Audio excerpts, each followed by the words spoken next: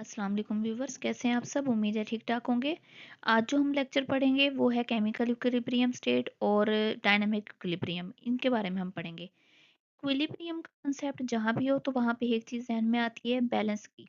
ठीक है, ये हमारे ध्यान में आता है, बैलेंस होगी, जो हर चीज़ होगी। When the rate of forward reaction is same as the rate of reverse reaction, the composition of reaction mixture remain constant, it is called the chemical equilibrium. जब फॉरवर्ड रिएक्शन और रिवर्स रिएक्शन, ये दोनों, इन दोनों का rate same होगा, इन दोनों की speed same होगी, तो इसको हम कहेंगे केमिकल इक्विलिब्रियम स्टेट। और इसकी दो पोजीशंस होती हैं, दो पॉसिबिलिटीज होती हैं, दो तरीके से जो है इक्विलिब्रियम एस्टेब्लिश हो सकता है। पहले में है when the reaction ceases to proceed, it is called the static equilibrium.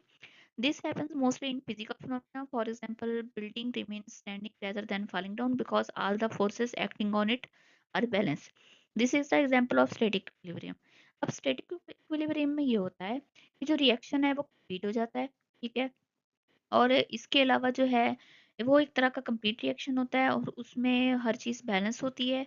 उसमें मज़ीद कोई गुंजाइश नहीं होती। जैसे कि एक बिल्डिंग की उन्होंने एग्जांपल दे दी है कि एक बिल्डिंग जो है वो मतलब कि एक बिल्ट हुई हुई है बिल्डिंग, तो उसमें ये है कि वो गिर नहीं रही। क्यों नहीं गिर रही? क्योंकि वो बैलेंस है, वो अपनी जगह पे बैलेंस होके खड़ी हुई है।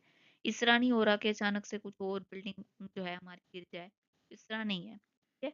और दूसरी में क्या है, when the reaction does not stop, only the rate of forward and reverse reaction become equal to each other, take place in opposite direction. This is called dynamic equilibrium. Dynamic means reaction is still continuing at a dynamic equilibrium state, rate of forward reaction is equal to the rate of reverse reaction.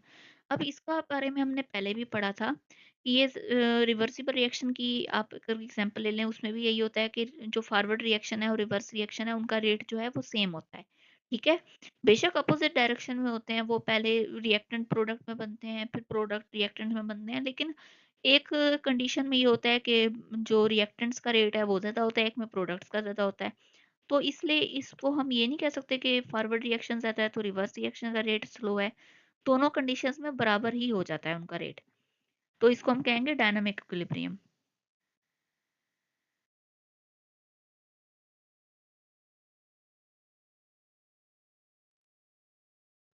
In a reversible reaction, dynamic equilibrium is established before the completion of reaction. It is represented graphically.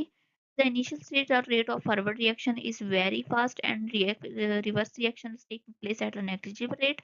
But gradually, forward reaction slows down and reverse reaction speeds up. Both reactions in the same rate. It's called dynamic equilibrium state. इसमें उन्होंने ये बताया है कि जो वही reverse reaction वाली उन्होंने एग्जांपल दे दी है, रिवर्सिबल रिएक्शन वाली उन्होंने एग्जांपल दे दी है कि उसके शुरू में ये होता है कि जो रिवर्स रिएक्शन होता है वो स्लो होता है, लेकिन फॉरवर्ड रिएक्शन जो है वो ज़्यादा होता है। रेट ज़्यादा होता है, प्रोडक्ट का कम होता है। लेकिन जब दूसरा स्टेप जब उसका आता है कि जब प्रोडक्ट्स जो हैं वो रिएक्टर में कन्वर्ट होते हैं, तब फॉरवर्ड रिएक्शन जो है वो स्लो हो जाता है और रिवर्स रिएक्शन जो है वो फास्ट हो जाता है। तो यहाँ से इक्विलिब्रियम अटेन हो गया। ठीक है, एक स्टेप में फॉरवर्ड रिएक्शन ऐसा था, दूसरे स्टेप में रिवर्स रिएक्शन, तो इसलिए ये जो है दोनों के रेट जो है वो सेम है, अपोजिट डायरेक्शन में है लेकिन है सेम। तो इसको हम कहेंगे डायनामिक इक्विलिब्रियम। अब यहाँ पे वही एग्जांपल आ गई है हाइड्रोजन आयोडाइड वाली। जैसे कि अब आपने एक में आप देखेंगे जो पहली वाली एग्जांपल है, हाइड्रोजन जो है वो आयोडीन के साथ रिएक्शन कर रहा है और हाइड्रोजन आयोडाइड बना रहा है। इसमें क्या होगा, जो हाइड्रो रिएक्टेंट का रेट है वो ज़्यादा होगा, प्रोडक्ट का रेट कम, रिएक्ट जो रेट है वो कम होगा। फॉरवर्ड रिएक्शन फास्ट होगा, रिवर्स रिएक्शन स्लो होगा।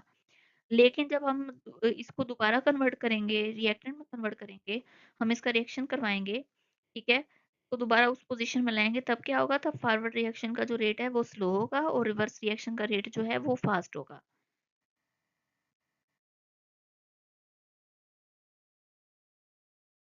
यही बात उन्होंने की हुई है in the beginning, as the concentration of reactants is higher than that of the product, the rate of forward reaction is faster than the reverse reaction.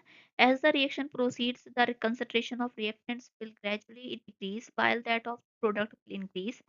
Consequently, the rate of forward reaction will go on decreasing and reverse reaction will go on increasing, and two rates will become equal to each other. यही बात उन्होंने बताई है कि शुरू में तो ये होगा कि रिएक्टेंट्स जो हैं उनका रेट ज़्यादा होगा, फॉरवर्ड रिएक्शन जो है वो फास्ट होगा, रिवर्स रिएक्शन जो है स्लो होगा। लेकिन जब हम इसको दोबारा इसका रिएक्शन करवाएँगे, इसको दोबारा उस पोज़ीशन में लाएँगे, इसको मतलब रिकम्बाइन हो गए कम प्रोडक्ट जो है रिएक्टेंट हम रिकम्बाइन होंगे, तो फॉरवर्ड रिएक्शन जो है वो स्लो हो जाएगा और रिवर्स रिएक्शन जो है वो हाई हो जाएगा।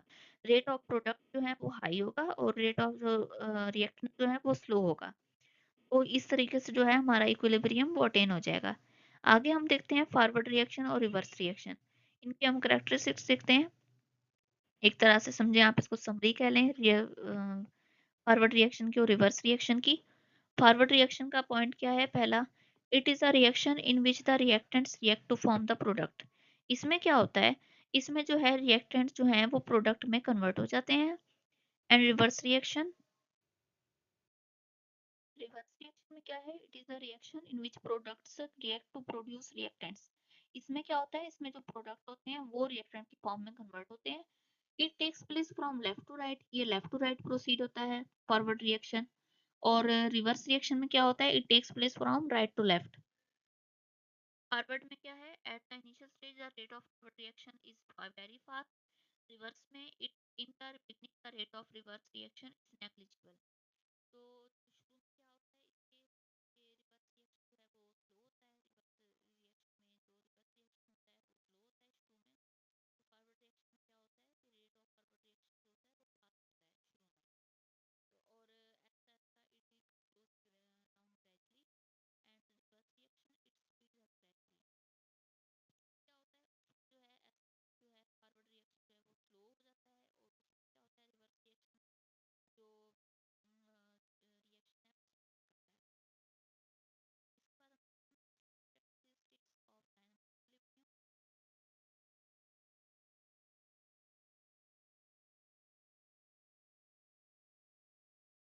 कोई दूसरा सब्सटेंस जो है वो अंदर एंटर होता है। सेकंड पॉइंट में है at equilibrium state our reaction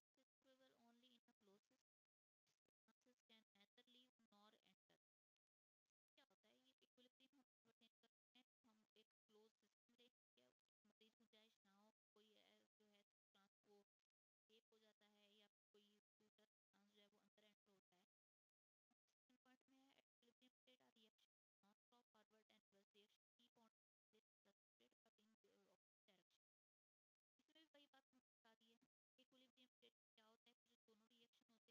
जो है वो स्लो हो जाता है। At equilibrium state, the amount of reactant